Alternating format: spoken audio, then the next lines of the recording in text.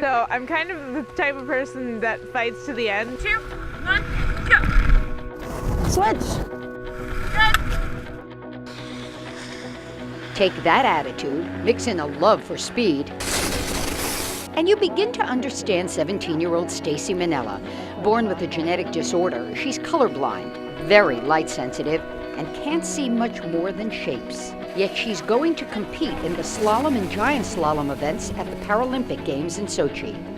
Obviously, I really want a podium, so I'm going to ski the best that I can. And so will her guide, Kim Sievers. It was Kim who realized STACI's potential.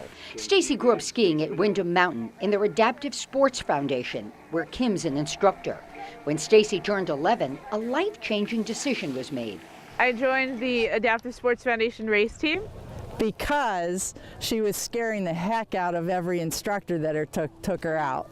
Kim took STACI under her wing and they learned to ski together, never more than 3 meters apart, developing trust that would get them down the mountain safely at speeds up to 60 miles an hour. This is how they work. Kim does a practice run, noting terrain, turns, gate placement, and any potential problems. She commits that to memory, and then the two hit the slope, with Kim calling cues via microphones attached to their helmets. A little ruddy right there. Switch. If I cue her too early, she'll run right into the gate. If I cue her too late, it's not a fast line because we'll get really late on the gate. So I'm doing that, and I'm looking ahead and saying, okay, here comes a drop, get ready for this in 2 gates. And I have to stay upright because if I get disqualified, she gets disqualified. They've had their issues. The microphones once quit just as they got ready to race. They won despite that, and there have been growing pains. When we hit the mid-teen years, we started having some issues.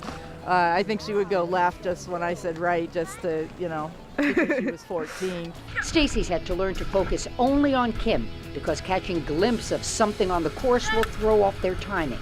But nothing sidetracked them this past July. It was STACI's first race as a full-fledged member of the U.S. Paralympic team, and they were racing in New Zealand.